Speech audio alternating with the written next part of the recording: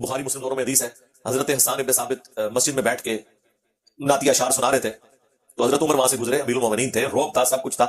زبان سے انہوں نے کچھ نہیں کہا، صرف انہوں نے یوں کھڑے ہو کے دیکھا، ان کو بھی سمجھ آ گئی کہ یہ کیوں اس طرح کر کے دیکھ رہے ہیں، سمجھدار لوگ تھے، اور پھر حضرت عمر تو ابھی کھڑے بھی نہیں ہوتے تھے، انہوں نے کہا جی کوئی مسئلہ خراب ہو گیا،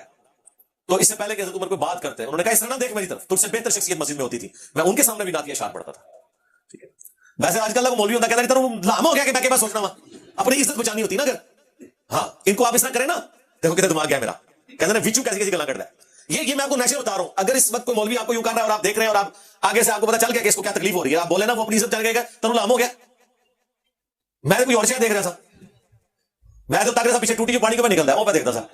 عزت بچانے کے لیے نا جھوٹ بول دیں گے، لیکن چونکہ حضرت عمر ایمان والے تھے، جو ان کے دل میں تھا انہوں نے کہا، جب انہوں نے کہا نا اس طرح نہ مجھے دیکھ، تو ظاہر ہے یہ حضرت حسان نے جج کیا تھا کہ وہ یہ میرے شاعرانہ کلام کے اوپر ایسا ان کو فیل ہو رہا ہے، ظاہر ایک آکورڈ کام تو ہو رہا ہے نا، اس زمانے کی محفل برات ہوتی تھی حضرت عمر کے زمانے کہ وہ عادی ہوتا ہے کہ ہاں یار ایک اور محفل آج لگی ہے، اچھا تو حضرت عمر نے کہا کہ اپنا گواہ لے کر آؤ، تو انہوں نے کہا یہ ابو ہریرہ بیٹھے ان سے پوچھے، تو حضرت ابو ہریرہ نے کہا کہ اے امیر المومنین میں گواہی دیتا ہوں کہ نبی علیہ السلام نعتی اشعار سنتے تھے، نہ صرف سنتے تھے بلکہ کہتے تھے اے اللہ روح قدس کے ذریعے حسان کی مدد فرما جس طرح عیسیٰ ابن مریم کی مدد تو نے کی تھی، وَأَيَّدْنَاهُ بِرُوحِ الْقُدُسِ، بلکہ مسلم میں تو الفاظ ہے اے حسان تیرے اشعار ان کافروں پر ہمارے تیروں اور نیزوں سے بھی زیادہ سخت ہے، اور ظاہر ہے وہ پتہ نا کہ وہ ایک تو شاعری کو پسند کرتے تھے وہ لوگ عرب کے لوگ، پھر فصیح اللسان تھے، آج بھی آپ دیکھ لیں بعض جملے واقعی تیر سے زیادہ سخت لگتے ہیں،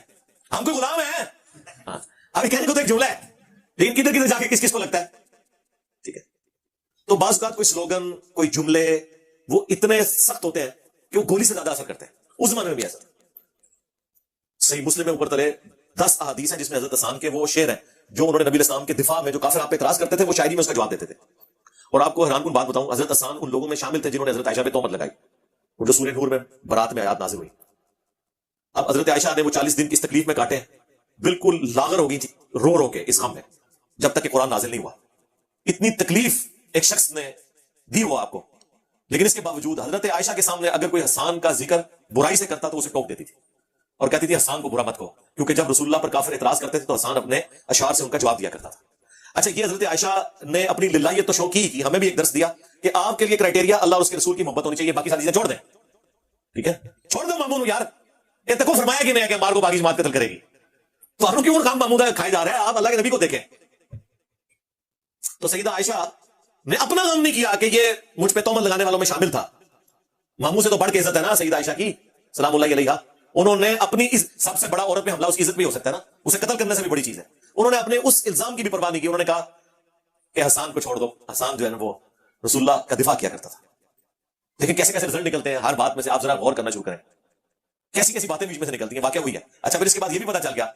کہ جو لوگ کہتے ہیں جی اے امام حنیفہ نے حدیث پتہ لگی، جی حضرت عمر نے بھی حدیث نہیں پتہ لگی کہ نعتی اشعار مسجد میں سننا سنت ہے، ان کو تو نہیں پتا تھا، تبھی انہوں نے گواہ بھی مانگا، ایکٹنگ تو نہیں کر رہے تھے وہ، تو اس سے یہ بات پتہ چلی کہ بڑے سے بڑے شخص سے بھی کوئی بات چھپی رہ سکتی ہے، یہ اس کا عیب نہیں ہے، اس کا مرتبہ نہیں گر جائے گا اگر بات چھپی رہے گی۔ اور ایک اور رزلٹ بھی نکلا، جو لوگ کہتے ہیں کہ حضرت عمر فاروق جو ہے وہ حضرت ابو ہریرہ سے بغض رکھتے تھے، ٹھیک ہے کچھ ان کے آپس میں کنفلکٹ آئے تھے پولیٹیکل، اور اس معاملے میں ہم حضرت عمر کے اس ڈیسیژن کو سختی پہ مبنی سمجھتے ہیں، ان کو یمن کا گورنر لگا کے بھیجا، وہ چاند ایک بکریاں لے کے واپسی میں اتنا بڑا ریوڑ لے کے آئے، حضرت عمر نے کہا اینیاں بکریاں لے کے گیا، انہوں نے کہا اللہ نے منہ برکت دی ہے یار، جنہوں نے بکریاں پالی ہوئی ہیں انہیں تو پتہ ہے اللہ تعالیٰ کیسی برکت دیتا ہے، تو انہوں نے کہا نہیں یہ بیت المال میں جمع ہوگی، تو اب ذرا امیر المومنین تھے، حضرت ابو ہریرہ خاموش تو ہو گئے، دکھ بڑا تھا تو پوری زندگی کہتے تھے اللہ عمر کو معاف کرے، یعنی مطلب اس نے زیادتی میرے ساتھ کی ہے، انہوں نے زیادتی کر دی اپنے ڈسپلن کی وجہ سے کہ جاتے ہوئے اتنی بکریاں تھی آتے ہوئے اتنی زیادہ ہے، تو کہیں یہ ادھر ادھر سے کوئی اینکی پینکی نہ ہوئی ہو، اور این ممکن ہے کہ حضرت ابو ہریرہ کو انہوں نے فرنٹ پہ رکھ کے باقیوں کو میسج دے دیا ہو کہ ہاں تو تجھے شاہی کوئی نہیں اگر میں ابو ہریرہ نال پے کرنا،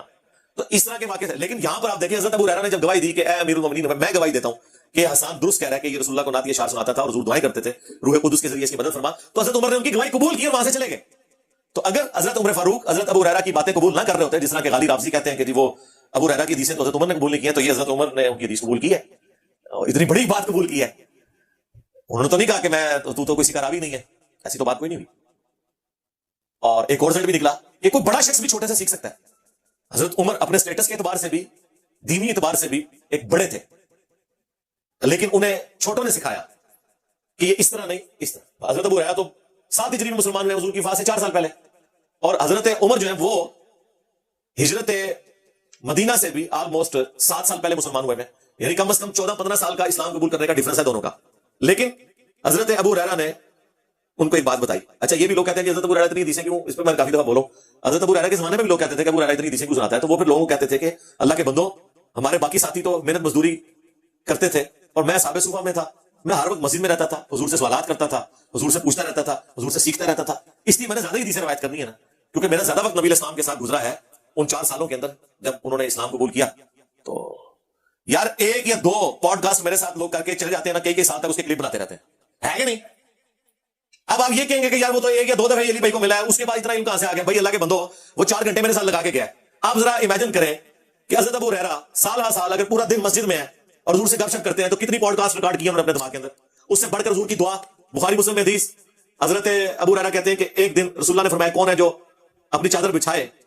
اور اس کے بعد کبھی نہ بھولے جو کچھ مجھ سے سنے, تو کہتے ہیں سب سے پہلے میں نے اپنی چادر پھینکی تو نبی السلام نے یوں ہوا میں کر کے یوں رکھا اور کہا اسے سینے سے لگا.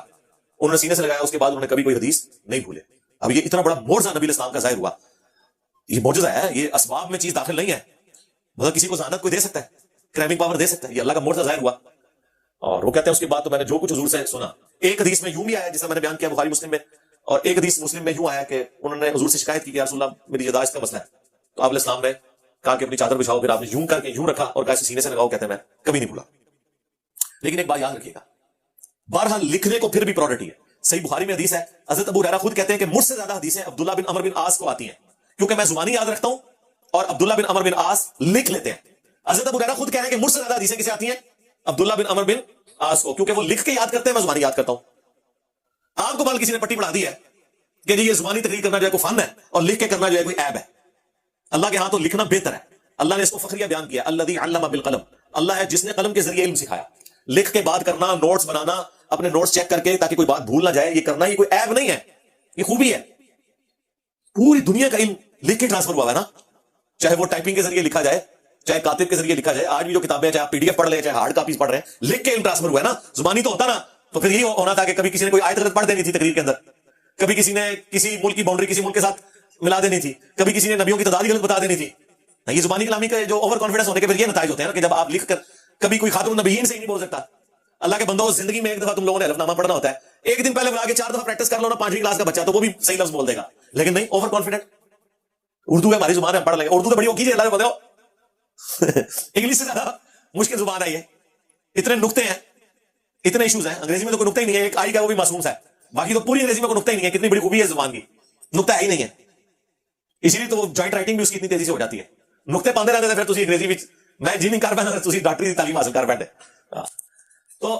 اس لیے ان چیزوں کو عیب کے طور پر نہیں شمار کیا جاتا. تو وہ بات شروع ہوئی تھی حضرت ابو ہریرہ سے زیادہ حدیثیں عبداللہ بن عمر بن عاص کے پاس, کیونکہ وہ لکھ کے حدیث کو